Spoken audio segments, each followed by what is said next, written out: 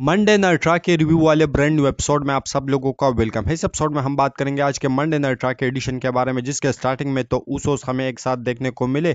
Usos semi Zen को मनाते रहे और सेमी ज़ेन सोलो सिक्वाई की साइड में हमें देखने को मिले। साथ ही में मेन इवेंट के अंदर हमें डेमन प्रीस्ट का वो पुराना वाला रूप ही देखने को मिला। साथ ही में ब्रॉन्सन रीड ने बाजा बजा दिया एक बार फिर से सेथ रॉलिंस का, और भी चीज़ें हुई। तो वीडियो काफ़ी इंटरेस्टिंग होने वाली है, एंड तक देखिए। अगर पसंद आए तो वीडियो को लाइक करें, शेयर करें और फर्स्ट टाइम विजिटर चैनल को जरूर से सब्सक्राइब करें। तो इंट्रो के बाद विदाउट वेस्टिंग ज्यादा time, let's begin this video.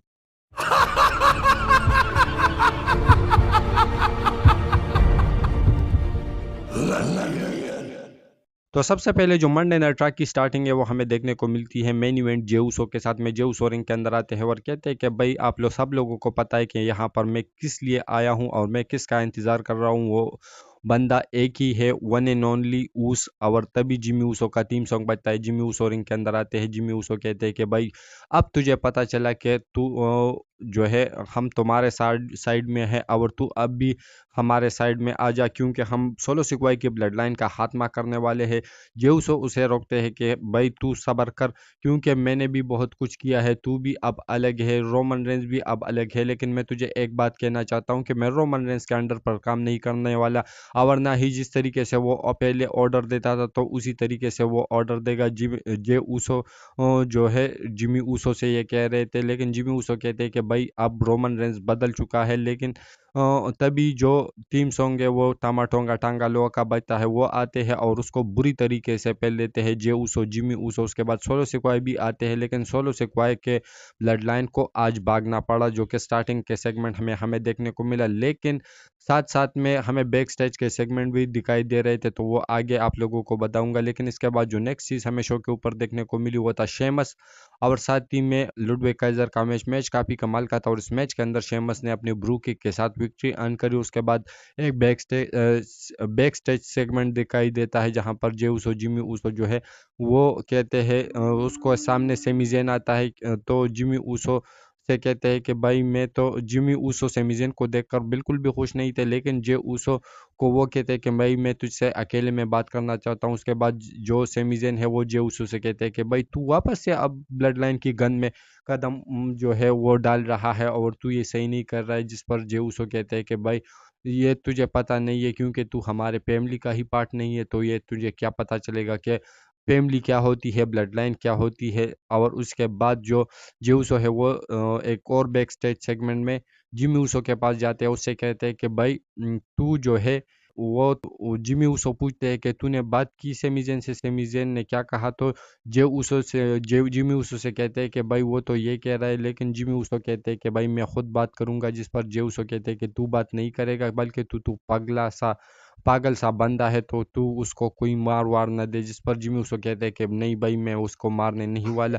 लेकिन मैं उसे बात करूंगा। लेकिन इसके बाद जो क्या कुछ हुआ हमें बैक स्टेज में जो देखने को मिला, तो वो एक इंटरेस्टिंग चीज़ है जिसके बारे में हम मेन इवेंट के अंदर बात करेंगे। लेकिन इसके बाद जो नेक्स्ट चीज़ हमें शो के ऊपर देखने को मिली वो था जिलीना वेगा और आईवीनेल के बीच में सिंगल मैच। और उस मैच के अंदर जो आईवीनेल की टीम है उन्होंने विक्ट्री अर्न करी, क्योंकि उसके जो पार्टनर्स है वो भी आ जाते हैं। इसके बाद जो नेक्स्ट चीज़ हमें शो के ऊपर देखने को मिली वो था सेथ रॉलिंस का रिंग के अंदर आना। सेथ रॉलिंस रिंग के अंदर आते हैं और कहते हैं कि भाई मैं अभी तक कोया सा रहता था, लेकिन अभी जो हूँ मैं मॉन्स्टर के हंट के ऊपर निकला हूँ, और मैं मॉन्स्टर को हंट करने वाला हूँ। तभी जो ब्रॉन्सन रीड है वो टाइट्रॉन स्क्रीन के ऊपर अपेयर होते हैं और वो कहते हैं कि भाई अगर तू मुझे हंट करने के लिए आ रहा है तो मैं पीछे पार्किंग लॉट में खड़ा हूँ, वहां पर आ जा। जो सेथ रॉलिंस है वो भागते हुए जाते हैं और बैक स्टेज में इन दोनों की बसड़ होती है।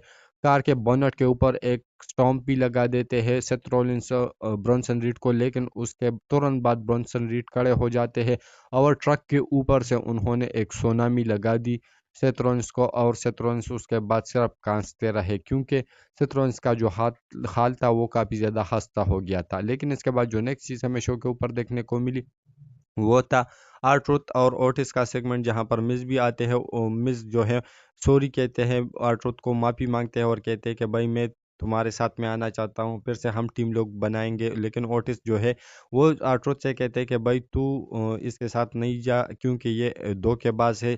जिस पर आर्ट्रुथ उसे कहते हैं कि बस तू चुप कर, और उसके बाद वो सेमी मिस के ऊपर अटैक करते हैं, बुरी तरीके से उसको पेल देते हैं। बैक स्टेज में मिस जाते हैं, वहाँ पर वो एडम पेयर से बात करते हैं कि भाई मुझे सिक्योरिटी गार्ड्स वगैरह दे। उसके बाद कैरन क्रॉस भी आते हैं और कहते हैं कि भाई तू आया तो अपनी मर्जी है, लेकिन अब तू जा नहीं सकता, क्योंकि हमारा और वाइट सेक्स का और तुम्हारा लफड़ा एक ही है, अब तू हमारी टीम से नहीं निकल सकता। तो भाई जो मिज है वो अलग जमेले में पड़ चुका है। तो आप लोगों को यह सेगमेंट कैसा लगा? लेकिन इसके बाद जो नेक्स्ट चीज़ हमें शो के ऊपर देखने को मिली वो था एक ट्रिपल थ्रेट टैग टीम में, जहां पर जो रे मिस्टीरियो और ड्रैगन ली है वो पेश कर रहे थे न्यू डे को और साथ ही में वार रेडर्स को। मैच काफ़ी कमाल का था, काफ़ी ज़बरदस्त। और इस मैच के अंदर चैट गेबल भी अपना टांग अड़ाते हैं, और इसी के वजह से जो वार रेडर्स है उन्होंने इस मैच के अंदर विक्ट्री अर्न करी और वो बन चुके हैं number 1 contender for the WWE world tag team titles. तो इसके बाद जो नेक्स्ट और मेन इवेंट हमें शो के ऊपर देखने को मिला, तो उससे पहले हमें